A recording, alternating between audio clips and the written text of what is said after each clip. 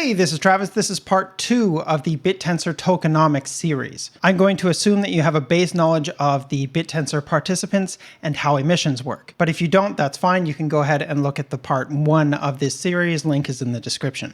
And of course, before we start, none of this is financial advice. Now recall that Bitcoin has a limited supply of 21 million and 4-year halvings. Bittensor is the same. It has a maximum supply of 21 million and 4-year halvings. And then within Bittensor, subnets have the same idea. They have a maximum supply of 21 million alpha and approximately 2 or 3 year halvening cycles. So it's a little bit quicker than Bitcoin. Now let's jump to TAO.APP for some graphs. This is the main TAO.APP site. If you click over here on metrics, so this page here shows a whole bunch of data about the market within Bittensor, so the alpha tokens and what's going on there. It's not showing anything outside of Bittensor, so it's not looking at like the TAO price or anything like that. It's all the subnet markets within Bittensor. And then once this is loaded, you're going to want to change this start date to the very first day of dynamic TAO, which was February 13th, 2015, and click update.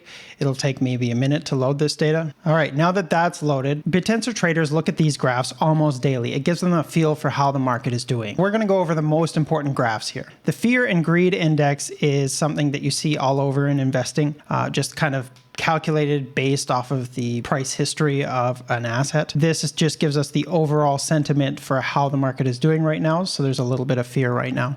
I want you to pay attention to the peaks and the valleys in this fear and greed index because there's going to be correlations with the other graphs lower down. And then obviously if you had sold in the greed, you would be making money probably, and bought in the fear, you'd probably be up right now. So of course, when I look at this, I am reminded of what Warren Buffett says, which is be greedy when others are fearful and be fearful when others are greedy. It's not a foolproof way to invest, but it's one of the many indicators that traders use.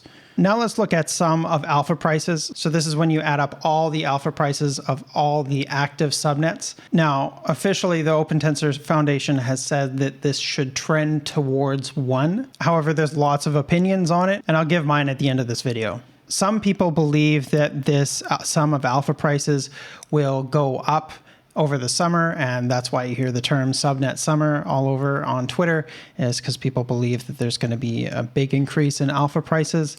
Again, that's speculation. So my opinion is that we don't really know yet what the steady state will be. I don't think it'll be 1 because there's an APY on investing in alpha tokens. So the sum of alpha prices should be above 1, say maybe at least 1.1. But it definitely will continue to fluctuate, and it could go crazy if there's all of a sudden a lot of interest. Generally, another indicator that traders use to determine when to enter the market is if the sum of alpha prices is low, then they'll consider entering their favorite subnets at that point. I also want you to notice that the peaks and valleys match up with the fear and greed index here. So peak, peak, slow, peak. Same thing is here. Peak, slow, valley, peak. So it's just following kind of the same pattern, but it's different data that comes up with both of these charts. Now let's look at TAO injected versus TAO reserves. And I hate this name because it's very hard to understand. So in this graph here, the green is TAO injected. So TAO injected is the amount of TAO that the protocol has put into subnet pools, excluding root. So right now the protocol injects 1 TAO every block. And because it's just 1 every block, the green line here is linear. And then reserves, the blue line, is how much TAO is currently in those pools. So it accounts for trading. If there was no trading whatsoever, the TAO reserves, the blue line here, would perfectly match the green line. So the way to think of it here is when the blue line is below the green line, more people have sold their alpha for TAO. And when the blue line, the reserves, is above the injected, that means that more people have spent their TAO to buy alpha. And then this graph here, this other reserves and injected graph, it's actually the same graph, but with a percentage on the left here. So you'll notice that it basically mirrors exactly the same thing, but just tilted a little bit. Just maybe a little bit easier to see. I prefer this one myself. And then of course you'll note that the peaks and valleys also match up with the peaks and valleys on the fear and greed and some of alpha prices.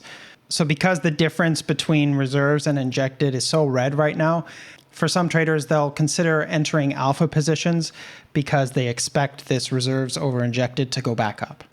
And then, of course, we have the amount of TAO staked to root, subnet 0. That will just continue to decline as more and more of it ends up in subnets, attracted by that juicier APY that we see on subnets. And then we've got TAO emitted to root stakers here and extrapolated root APY.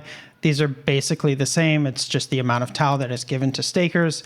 And then here's the percentage. So you'll notice that where our APY is going down slowly over time, although it has gone back up at times as well. So this will slowly go down over time as the protocol incentivizes more and more investment in alpha tokens. And then we have the average alpha price here. This looks very similar to the sum of alpha prices graph. Personally, myself, I'd prefer to see a median alpha price graph. And then we have volume graphs here. Before I move on, I should address these blank spots that we see in the graph. This is when the chain went down. So you're just going to have a blank spot here when that happened. These three graphs at the bottom, they go together. So your TAO can be in three states. It can be staked to alpha, it can be staked on root, or it can just be TAO in your wallet that is not staked at all. So this is kind of the three states that your TAO could be in. If you add up these numbers, so 7.8% here, 61% here, 31% here, add them all together, you're going to get 100%. We expect to see the percentage of TAO in subnets as alpha to increase over time as the incentive for staking to root declines. And of course, this is mirrored on the TAO on root graph here. It is going down as TAO in subnets is going up. And then this third one here, this is TAO just in wallets, not staked. So this would be like centralized exchanges or people that just don't know how to stake. That's somewhat going up here. But notice the scale on the right here, it's only gone up a little bit. It was at 27 or so, and it's up to 31%. And then the last graph here, I really like this graph. This is the TAO needed to sustain prices for 360 blocks. So 360 blocks is, if you hover over here, you get a little tooltip, 72 minutes. So let's just round down to an hour. So every hour, we need a certain amount of TAO worth of an alpha token to be bought to maintain the price of that alpha token. And if not, the emissions will slowly put more alpha into the pool and you'll see a slow decline in price. Let's just go and take a look at one of those right now. So if we look at one of the subnets that's new here, let's just look at Bitcast. And if you change it from 4 hours down to 1 minute and maybe zoom out a bit, this general slow decline here is due to the emissions going into the pool. So it does require people to be purchasing the alpha token. Otherwise, it'll just slowly go down. However, the more it goes down, the less that is required for that alpha token to stay afloat. So of course, you're not going to see this slow decline if you're looking at like a 4-hour chart or a daily chart. So with that in mind, if we look at subnet 2 here, it needs 0.48 TAO worth of its alpha token to be purchased every hour to keep the alpha token price stationary. And then of course, if we look at subnet 64 here, this is Shoots. Right now, the most valuable subnet on the network. It needs 14.4 TAO worth of its alpha token to be purchased every hour to keep its price from descending. But the other thing that I really like about this graph is that it kind of shows all of the subnet prices in such a way that you can look at them relative to one another. I think that the prices of subnets relative to each other matters quite a lot. So I can glean a lot of information from this graph. So I'll just scroll up here, and the one that I pay the most attention to right now is this reserves over injected. If it's really low, I might consider going into a subnet or two that I think shows some promise. And if it's really high, I might consider getting out of alpha. Personally, I don't hold much alpha. I've seen a lot of people get burned by holding alpha through these periods because there's a lot of hype on Twitter or something. That's what happened around here. And around here, there's a lot of hype. And so people are getting in, and then the whales say, all right, it's a good time to sell. And then the price goes down. And then when the price is down, you hear a lot of people complaining on Twitter, oh, there's something wrong with the protocol, devs fix it, whatnot. So that's the stage that we're in right now. We're kind of at the valley of despair right now. People are thinking that the protocol is broken and whatnot, but once the price goes back up, then there'll be lots of euphoria. But be careful, because that's when the pros will be looking to take profit and sell. I think the other thing that's really nice about this network is that they're designing it in such a way that people should just follow the incentives and not have to do any altruism or anything like that to benefit the network. So right now, the APY is really high on root still, around 15% for not risking any of your TAO. I'd say that's pretty good. Maybe when it starts getting lower, maybe 5%, then maybe I'll start considering more going all in on alpha. But right now, the APY is so high that I have no reason to risk my TAO.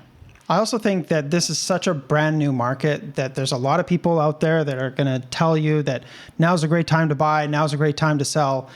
And it's such a new market that no one actually knows right now.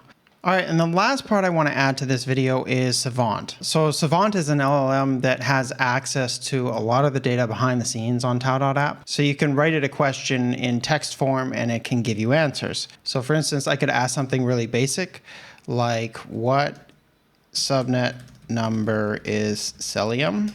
And it comes back and it says that it's subnet number 51, gives us a bit of information that it has about it. One thing you want to note here is the details here. So it made an API call to get subnet information, and then that information was fed to an LLM, which was able to decipher from the information what my question wanted. So I'm going to ask a fresh question here. So I'm looking for good short-term subnet investment strategies from all of the subnets. Identify the ones that require the least amount of TAO to retain their current price, and have also had very poor performance in the last week. So it identified some subnets here that it thinks met the criteria that I asked it for. So we can actually just go and check. So let's look at the top one here, 67. It doesn't require much TAO, and it's down 25% this week is what it says. Let's take a look here. Yeah, it's about 20% down, depending on when it started its calculations. That seems about right. And then the other thing we asked it for was to identify the ones with the least amount of TAO required to retain their current price. So let's look at the metrics here and scroll down to the bottom again. And this was subnet 67. So let's find that one. Yeah, that one has a very low amount of TAO needed to retain the current alpha price. So if this was an investment strategy that I was looking into, this might help me identify subnets to look at maybe. I wouldn't trust it for financial advice. It says so up here, not financial advice.